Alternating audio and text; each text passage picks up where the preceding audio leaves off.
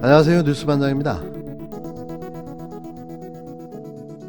비서실장께서 11월까지 우리나라가 70% 국민이 항체를 가지고 있는 집단 면역이 가능하다. 70% 정도는 접종할 수가 있다고 말씀을 하셔서 제가 그게 청와대에서 대통령까지 포함해서 모든 분들이 잘못 알고 계신 것 같아서 그 사실을 바로 잡아 드렸었어요.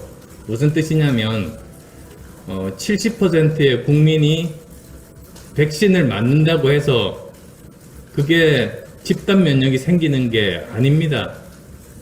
백신 맞는 거하고 집단 면역하고 다른 거거든요.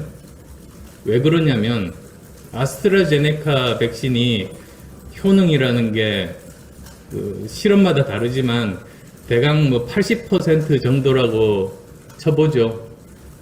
그렇게 되면 70%의 국민이 아스트라제네카 백신을 맞으면 70%가 항체를 가지는 게 아니라 0.7 곱하기 0.8 56%만 항체를 가져서 집단 면역에 도달을 안 합니다.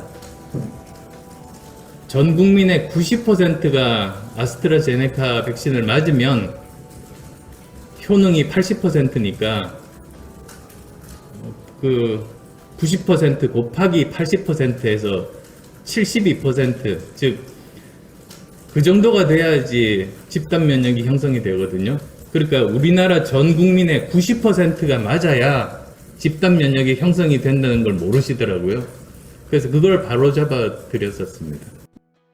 지난 27일 국민의당 안철수 대표가 정당 대표 청와대 오찬 뒤 가진 기자회견에서 한 말입니다. 바로 잡아드리겠습니다라는 표현에서 의사 출신의 자신감이 물씬 풍겼는데요. 지금까지 접종률 70%는 집단 면역 형성이라고 의심 없이 받아들였는데 왜 안 대표는 이렇게 말했을까요? 그의 말은 사실이었을까요? 안 대표의 설명은 이렇습니다. 전 국민의 70%가 백신을 맞게 되더라도 항체 형성률이 100%가 아니기 때문에 집단 면역에 도달하지 않는다는 겁니다.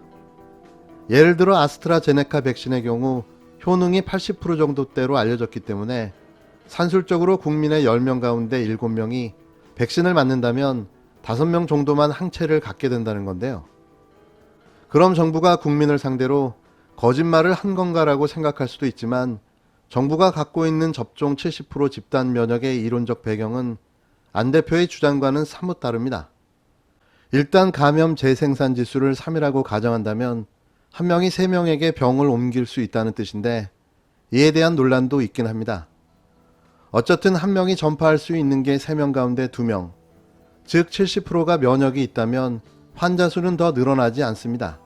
최초 전파자는 다른 사람을 감염시키고 병에서 회복된다는 전제의 이론입니다. 여기서 중요한 건 백신 접종자는 모두 항체를 갖는다는 가정이 깔려 있다는 건데요. 즉 백신의 항체 생성률이 100%에 못 미친다면 접종률 70%가 집단 면역을 보장할 수 없다고 볼 수도 있습니다. 또 우리가 흔히 말하는 백신의 발병 예방 효과가 아닌 2차 감염 예방 효과에 대해서도 따져봐야 한다는 지적도 있는데요. 정부가 말하는 집단 면역은 예방 접종률이 70%에 도달하면 달성됩니다. 그런데 많은 국민들은 집단 면역에 도달하면 코로나 바이러스가 사라지고 마스크를 벗고 거리 두기도 종료하고 세계 여행도 격리 없이 자유롭게 다닐 수 있게 된다고 믿으며 그날만 손꼽아 기다리고 있을 것 같습니다. 그러나 접종률 70%에 도달한다고 해서 바이러스가 곧 사라지고 거리 두기를 종료하는 일은 저절로 따라오지 않을 것입니다.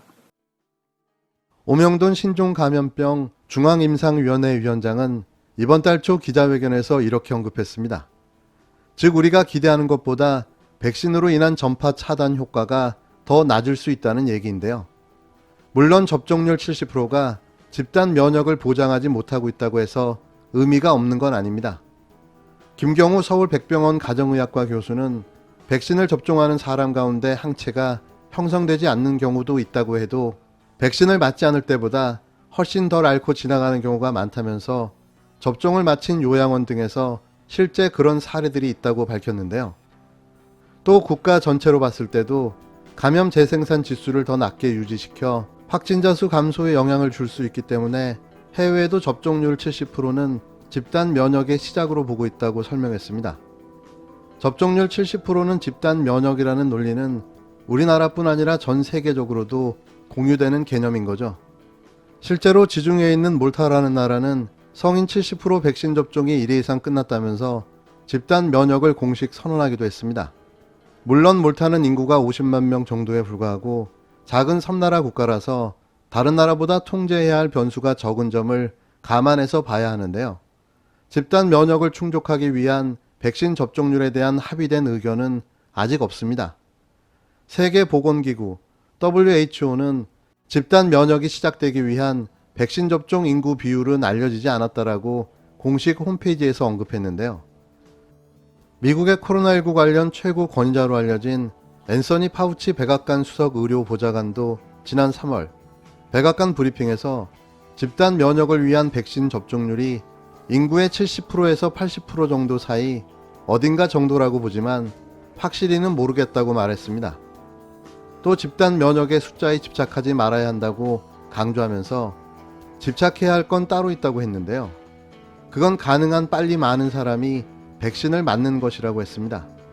그러니까 안철수 국민의당 대표가 자신있게 주장한 내용은 사실에 부합되지 않는 자신의 일방적인 주장일 뿐인 거죠. 무슨 근거로 저렇게 자신감이 넘치게 이야기했을까요? 그는 어떻게 의사 면허를 취득한 걸까요? 항상 말하지만 모르면 가만히 있어야 합니다. 그래야 미천이 드러나지 않죠. 이런 근거 없는 주장이 많은 국민들에게 불안감을 안겨줬는데요. 제발 좀 가만히 있으십시오. 그게 국가를 위한 길이 아닌가 싶습니다.